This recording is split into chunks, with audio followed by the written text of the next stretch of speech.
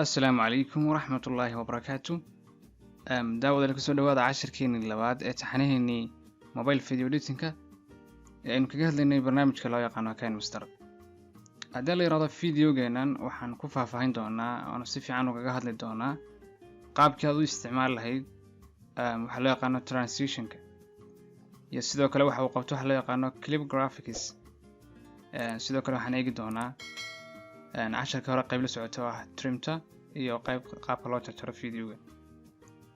sidoo kale waxaan eegi doonaa qaybta loo yaqaano color effect-ga oo ah sida videoga colorkiisa loo bedelo. marka haddii aan maalintii dhaweyd Untitled ayaa project-kaas ayaan wadnay. markaan doonaa ka sii qaadno project-kii waa kan marka ugu horreyn saas u baxaya marka ka baxdo barnaamijka aad dib ugu soo noqoto. marka project-ka ayaa taabanaysa Untitled buu ahaa waa project-kan khaanada madow ka muuqda. kadibna xaggan ku taalo qalinka ay ku sameeyay project-ka daaqadan yar madow ayaad button-ka dhaxa ku dhufanaysa. way micnaheedu tahay halka edit ka sii wado halka ka sii wad editing-kii. halka markay marayna waxaan soo sameynay trim inaan videogeena aynu bar ka soo goosanay. marka maanta waxaan ka hadlaynaa qaybta hore aan raacinayna qayb casharkii hore la socotay casharkii koowaad ee trimta. marka trimta waxay laga jaro dhaxda videoga ama qaybaad ka soo goosato. marka haddii imika tusaale aynu videoga inaan taabano oo aynu taabano maqaska trimta waxaan ku soo qaadanay labada qaybood sare trim left playhead-ka iyo right playhead-ka oo ahayd in dhinaca marka doonayso inaad qaybta dambe ka jirto aad taas sare taabanaysay oo barkaasi go'ayeen iyo inay ahayd qaybtan dambe markaad joogto inaad qaybtan dambe xagan ka xigaalka iyo calaamad waxay ku taagan tahay inaad ka jarto. marka labada qaybood hoose waxay qabanayaan tusaale imika qaybta split ay ku taalo split waa kala jebin. marka tusaale imika qofka yar wax cunayo kale ayaynu soo ugu beegnay marka split at playhead waa kala jebin. marka videogu wuu ka dhigayaa laba qaybood oo split ah oo isla laba dhinac buu ka dhigayaa meena. marka haddaan nahay split wuxuu ka dhigay video qaybtaas iyo qaybtaas. balaynu ka noqono haddaynu ku soo noqono haddaan waxaan leenahay split qaybta hoose waxa way split and insert freeze frame. qaybtaasina waxay la micno tahay inuu videogii ku kala jebiyo. sidoo kalena imika qayb sawirkan aynu ku taaganay hadda qaybtan muuqaalka aynu ku taaganay inuu sawir ahaan intuu intaa ka qaado uu dhex geliyo oo labada qaybood oo kala jebiyay. balaynu eegno imika haddaynu taabano videogii uu kala jebiyay saddex qaybood oo ka dhigay qaybootaas qaybna waa tan dambe qaybna qaybta dhexda ku jirtana waxa weeye sawir ayuu ka qaaday videoga halkaynu ku taagnay oo ah sawir. marka qaybtaas sidaas ay u shaqeysaa trimtu oo aad uga faa'iideysan kartaa.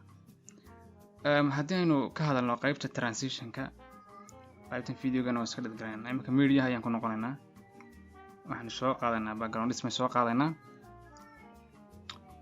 marka waxaan soo gelinaynaa dhowr mid baan soo gashanaynaa dhowr background ayaan soo gashanaynaa.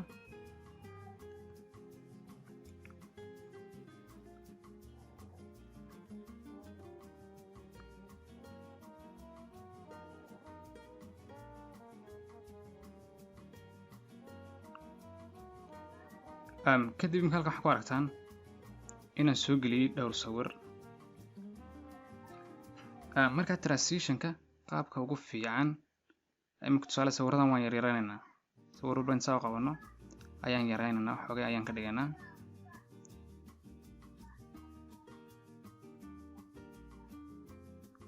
transition-ku waxyaabaha ugu fiican ee ka qayb qaata qurxinta videogaaga.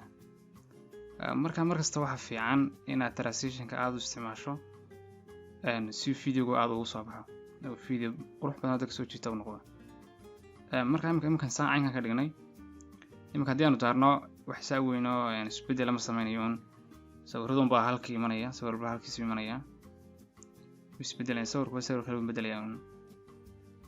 marka transition-ka imika halkan waxaan soo dhignay waa weeye waa 5 sawir. marka ugu horreyn button-ka yar ee dhexda ku yaal ayaanu taabanaynaa oo ah halka transition-ka laga sameeyo. marka buttonka yar caada dhexe ayaan taabanaynaa. Marka transitionadu aad bay fara badan yihiin sidaan maalinta dhowd baa qaar kasoo tilmaamnay. marka waxaan u tegaynaa imika transitionka loo yaqaano presentationka. Presentation si laftirkiisa qaybo badan baa ku jira. marka qaybta waxaan tegaynaa ay ku qoran tahay slide ama dhinaca. marka qaybta hore saas noqonaysaa video waxa qaybtan waa ka aragtaan inuu soo isbedelayo. way taas sidaas ayaan ku deenayna okay aan leenahay. buttonka qaybta labaad ayaan tegayaa.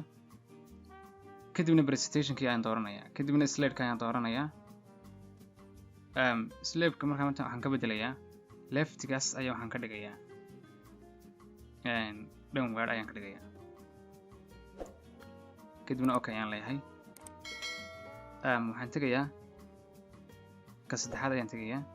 kadibna presentationka ayaan dooranayaa. kadibna slide-ka ayaan dooranayaa. kadibna waxaan leeyahay rightward. kadibna okay ayaan leeyahay. ka ugu dambeysa ayaan tegayaa. ka ugu dambeysa ayaan tegayaa. kadibna presentationka ayaan ku noqonayaa. slide-ka ayaan taabanayaa. kadibna waxaan leeyahay upward. okay ayaan leeyahay. marka habeenka videoga inaan daarno.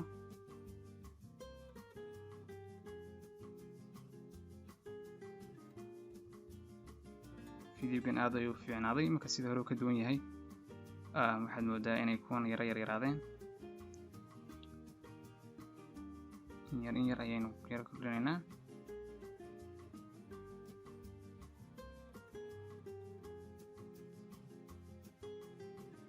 haddii aynu tijaabino imika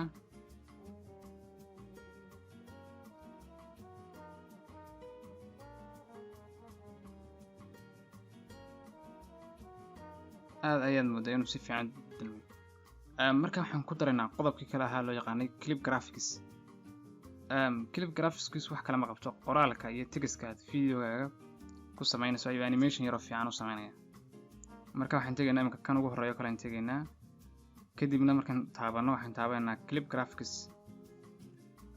clip graphics markaan saa taabano waxaan leenahay qaybta ay ku qoran tahay basic title effects ayaan tegaynaa. marka qaybta waxaan ka dooranaynaa tusaale modern title oo ah titlada casriga. kadib halkan waxaad ku arkaysaan laba title oo midna hoose midna sare is dhaafay. kadibna halkan ay ku qoran tahay first line ayaad ku qoraysaa line-ka ugu horeeya waxaad ku qori lahayd. tusaale Arif Media Touch baan ku qoraynaa. line-ka labaadna waxaan ku qoraynaa KineMaster Tutorial.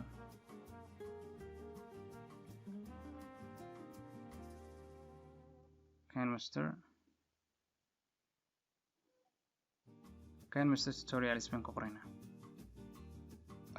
Enable qaabkaas ayuu noqonayaa. marka haddaynu videoga yara ballaarino clip graphics suuf si fiican noogu muuqdo aynu tijaabino. absolutely bahalaad fiican buu noqday. marka clip graphics laftirkiisa haddii aan ku noqono aynu qaar kale kasii baadhno. tusaale qaybtan basic title effects loo yaqaano oo ah qaybta titlada maamusha. haddaynu slide aynu ka dhigno tusaale. marka slide-ku wuxuu ku xidhan yahay slide marka taa dhinac halkan bottom dhinaca halkan bottomka iyo qaybtan waxa laga bedelaa fartu halkii dhigayso ma middle-ka bottomka mise top-ka. marka haddaynu middle nahno farti dhexda isku beegmaysaa. haddaynu top nahna xagga sare ay isku beegaysaa. haddaynu bottom nahna xagga hoose isku beegaysaa. sidoo kale marka haddii imika haddaynu aad u weynaysiino sawirka qaybta ugu horeysa laakiin aynu doonayno clip graphicsku inuu aad u yaraado. kaliya ta waxaad taabanaysaa backgroundkii aad ma sawirkii ama videogii aad clip graphics saartay. kadibna clip graphics ayaa sii taabanaysaa. kadibna waxaad arkaysaa inuu line huruudi ah saaray. kadibna sidii wax soo gaabinaya oo kale backgroundka hore ayaad xaggan dambe saa ugu soo jiidaysa. kadibna waxaad arkaysaa imika inuu soo yaraanay. marka clip graphics haddaad in yaroo hore ugu tagto ama xogay inuu yara socdo halkaas ayaad ka gaab. marka caynkaasu noqday. qaab aad u fiican ayuu noqday.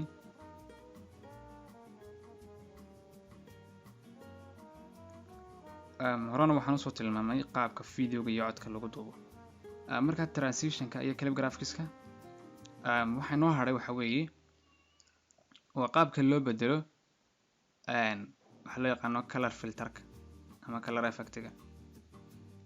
marka tusaale imika waxaan tegaynaa shimbiraha markaan taabanaynaa markaan taabano waxaan tegaynaa halkan soo booday pop up windows kan soo baxaan taabanaa color filter. haddii basic tagno tusaale aynu caynka ka dhigno oo kanaano caynkaas noqday haddaan ku celino xaggoodii horena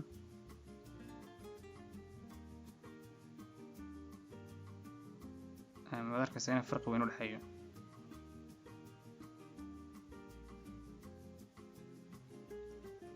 marka color filterkana sidaas ayaa loo bedelaa. okay ayaan leenahay. marka intaas ayaan maanta ku talagalay inaan la wadaago. marka intaan video kanoo kala ku kulmi doonaa. Hadda kaga tagay. Assalaamu calaykum waraxmatullaahi wabarakaatuh.